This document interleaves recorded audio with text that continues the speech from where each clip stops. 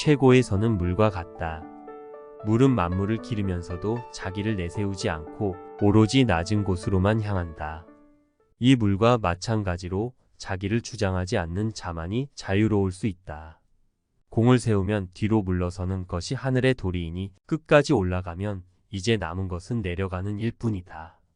성공했다고 그 지위를 끝까지 지키려 하다가는 재앙을 부를 따름이다. 가장 으뜸가는 처세술은 물의 모양을 본받는 것이다. 강한 사람이 되고자 한다면 물처럼 되어야 한다.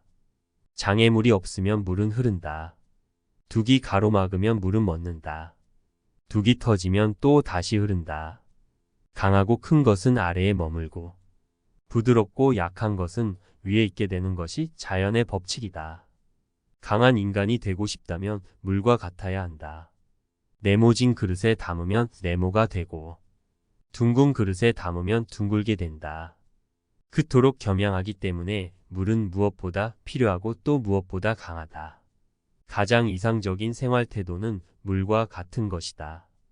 물은 만물들의 혜택을 주면서 상대를 거역하지 않고 사람이 싫어하는 낮은 곳으로 흘러간다. 물처럼 거스름이 없는 생활 태도를 가져야 실패를 면할 수 있다. 부드럽고 약한 것은 굳세고 강한 것을 이긴다. 사람이 살아있을 때는 부드럽고 약하지만 죽으면 딱딱하고 뻣뻣해진다. 초목이 살아있을 때는 부드럽고 무르지만 죽으면 깡마른 고목이 된다.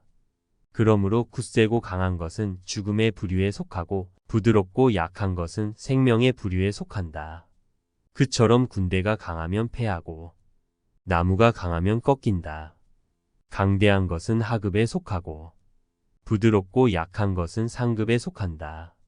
천하의 물보다 부드럽고 약한 것은 없지만 단단하고 강한 것을 이기는 것은 물보다 더 쉬운 것도 없다. 물은 항상 높은 곳에서 낮은 곳으로 흐른다. 절대로 낮은 곳에서 높은 곳으로 흐를 수 없다. 물이 위에서 아래로 흐르는 것은 자연의 이치에 따르는 것이다. 물은 흐르다 막히면 돌아서 흐르고 웅덩이가 있으면 웅덩이에 물이 찰 때까지 기다렸다가 흐른다. 낭떠러지를 만나면 벽을 타고 흘러내린다. 장소를 가리지 않고 흐르는 것이다. 물은 흐르는 곳마다 생명을 틔운다. 물이 지나간 자리에는 물고기가 뛰고 나무가 자라고 풀이 돋고 꽃이 핀다. 이것이 물의 본질이다. 물은 가장 부드러운 존재이면서 가장 강한 존재이다. 단단한 돌이나 쇠는 높은 곳에서 떨어지면 깨지기 쉽다. 그러나 물은 아무리 높은 곳에서 떨어져도 깨지는 법이 없다. 물은 모든 것에 대해서 부드럽고 연한 까닭이다. 물과 같이 머물러 있을 곳을 잘 선택하고 마음가짐은 물처럼 평온하고 깊이 있게 하고 남과 어울릴 때는 물처럼 베풀어주고 말한 것은 물처럼 믿음 있게 지키고 정치에 임해서는 물처럼 조리 있게 하고 일을 처리할 때는 물처럼 원만하게 해내고 행동은 물처럼 적절한 때를 골라 시작한다. 물은 유연하고 모든 것을 포용하는 능력이 있어서 어느 그릇에 담겨도 자신을 변화시키고 다양한 환경에 적응하려고 한다. 강한 폭포와 물보라가 되어 강력한 힘을 발휘하기도 한다. 자기 자신의 고집을 내세우거나 자신의 규정에 맞추려고 하지 않고 겸손한 자세로 상대방을 이해하는 배려심을 가지고 있다. 물은 절대로 거슬러 올라가는 법이 없고 겸손하게 자신의 길을 간다. 물은 사람과 동식물에게 생명을 주고 자신의 공을 내세우지 않으며 끊임없이 낮은 곳을 향해 흘러가 바다로 돌아간다. 강과 바다가 모든 계곡의 우두머리가 될 수 있는 것은 자신을 아주 잘 낮출 수 있기 때문이다.